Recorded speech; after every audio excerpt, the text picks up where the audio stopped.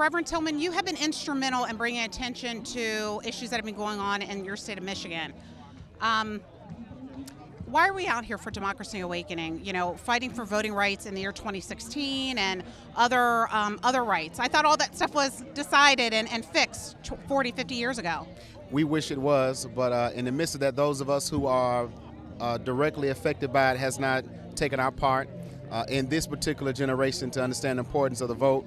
And we are really in the condition we're in because we did not get to the polls. We did not have an eye or have a IQ of how policy is put in place and how the verbiage is placed when we went to the poll.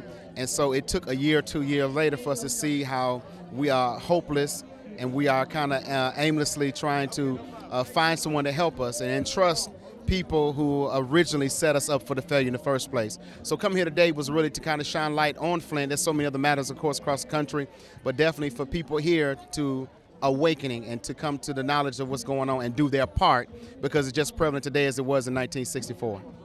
What do you want Americans who aren't here, who don't know what's going on, what do you want them to know about Democracy Awakening? I want them to know that we are in a worse shape today as we were 50 years ago.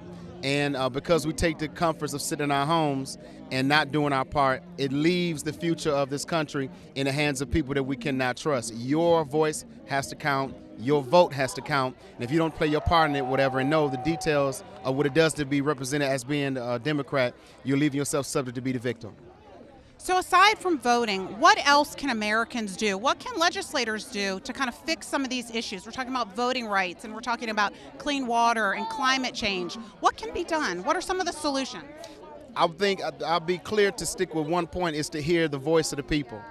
The people who live under these burdens, who live in these neighborhoods, who live in these areas that have been neglected and blighted, to live under these labor laws is not fair or not beneficial to their future, to hear them and then really try to represent them because they entrusted you as where they voted to put you in office.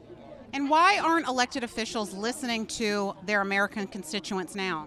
I think it just may be the system. You might be able to help.